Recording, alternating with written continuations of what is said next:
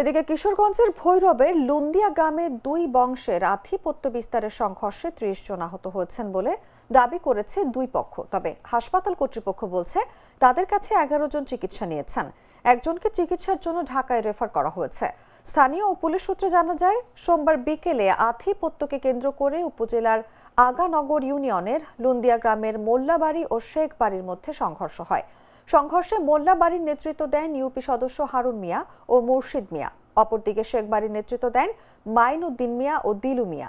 এর আগে ৪ ডিসেম্বর আগানগর ইউনিয়নের টুকচানপুর মেঘনা বাজারে একটি বন্ধ হোটেলের গ্যাস সিলিন্ডার বিস্ফোরণের ঘটনায় আহতদের সহযোগিতা দেওয়ার বিষয় ও তাদের দেখতে যাওয়ার সময় লুন্দিয়া গ্রামের শেখ বাড়ি ও মোল্লা বাড়ির লোকদের তর্কাতর্কির জেরে সংঘর্ষ শুরু হয়।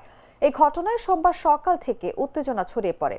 সন্ধ্যার দিকে উভয় পক্ষ দা, বল্লম, লাঠি ও ইট পাটকেল সহ দেশীয় অস্ত্র নিয়ে সংঘর্ষে জড়িয়ে পড়ে।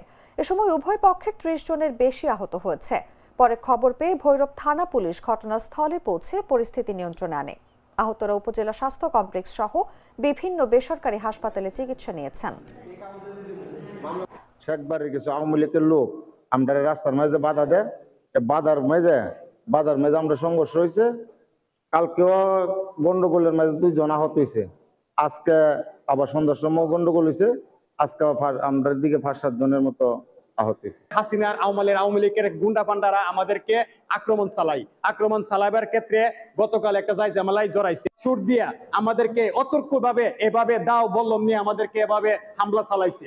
এতে এখন পর্যন্ত 11 জন রোগী আমাদের কাছ থেকে চিকিৎসা গ্রহণ করেছেন।